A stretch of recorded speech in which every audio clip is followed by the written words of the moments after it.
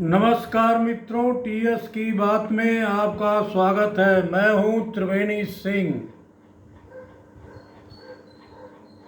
84 साल के वयोवृद्ध नेता शरद पवार का हास्यास्पद बयान है कि जब तक महाराष्ट्र पटरी पर नहीं आ जाता तब तक चलता रहूंगा। 6 वर्षों के बाद पवार जी 90 वर्ष के हो जाएंगे। वह महाराष्ट्र के लिए क्या कर पाएंगे? सबसे बड़ा सवाल यह है कि महाराष्ट्र को पटरी पर कौन नहीं आने दिया। आप कांग्रेस में थे, कांग्रेस की ही सरकार चलती रही। इसके लिए कौन जिम्मेदार है? 1978 में आपने अपने ही राजनीतिक गुरु की सरकार से बगावत करके मुख्यमंत्री बन गए। तभी से आज की तारीख तक शरद पवार जी ने महाराष्ट्र के लिए क्या किया?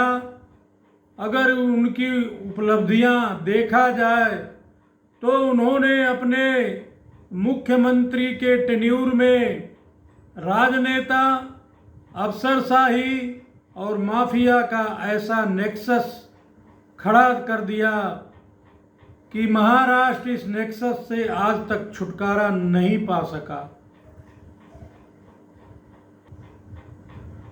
1993 में मुंबई पर पाकिस्तान ने हमला करवाया था। उस समय के पीड़ित लोगों को भी मरहम नहीं लगा पाए। उन्होंने महाराष्ट्र में तुष्टीकरण के नीति को अपनाया। इनके शासन में भ्रष्टाचार चरम पर था। शरद पवार जी से पूछना चाहिए या शरद पवार जी को बताना चाहिए कि अगर मुंबई, औरंगाबाद, पूना जैसे कुछ बड़े शहरों को छोड़ दिया जाए तो किसानों की माली हालत, गांव में आम लोगों के जीवन में बेहतरी के लिए क्या बदलाव किया। सहकारी समितियों के माध्यम से शरद पवार ने अपने कुनबे के लिए भ्रष्टाचार किया, जिसका खुलासा मोदी सरकार के आने के बाद देश को पता चला। हमेशा जोड़ तोड़ करके सत्ता में बने रहने की कोशिश किया।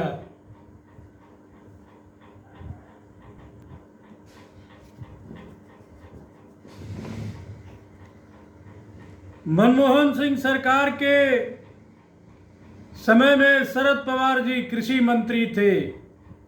उनसे पूछा जाना चाहिए कि स्वामीनाथन के सिफारिश के अनुसार किसानों के हितों के अनुरूप कृषि कानून क्यों नहीं लागू किए। इसका जवाब उनके पास नहीं है। महाराष्ट्र को जातियों में बांटकर जातिवाद फैलाया और जोड़ तोड़ करके शासन चलाया। शरद पवार जी जब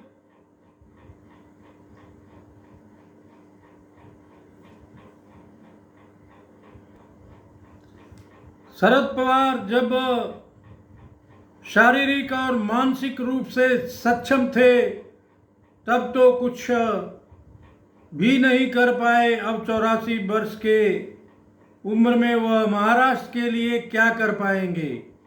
यह प्रदेशवासियों के लिए एक तरह से धोखे का आश्वासन है, धोखे का आश्वासन दे रहे हैं। जब आपकी उम्र और समय था तब तो आप कुछ भी नहीं कर पाए। अब पछताए होत क्या जब चिड़िया चुग गई खेत। अब जब आपके पास कुछ करने का समय नहीं है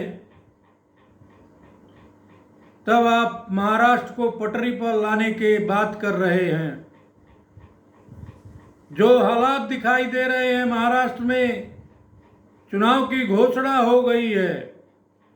महायुक्ति और एमबीए में, महाविकास अघाड़ी में चुनावी संघर्ष तेज होगा, लेकिन जो आज के तारीख में जो संकेत मिल रहे हैं उसमें चुनावी जंग में एमबीए गठबंधन पिछड़ रहा है। इसलिए जब आपको सत्ता नहीं मिलेगी तो आप क्या कर पाएंगे। प्रिय दर्शकों, अगर आप मेरे चैनल पर नए हैं या अभी तक मेरे चैनल को सब्सक्राइब नहीं किए हैं तो मेरा आपसे आग्रह रहेगा कि आप मेरे चैनल को देखें, मेरे चैनल के साथ जुड़े, मेरे चैनल को सब्सक्राइब करें तथा मेरे वीडियो को ज़्यादा से ज़्यादा लाइक करें और शेयर करें। अगर आपका कोई कमेंट्स है तो कमेंट बॉक्स में भेजें एवं बेल आइकन की बटन दबाना ना भूलें ताकि आगे आने वाले वीडियो का नोटिफिकेशन आप लोगों तक पहुंचता रहे। धन्यवाद।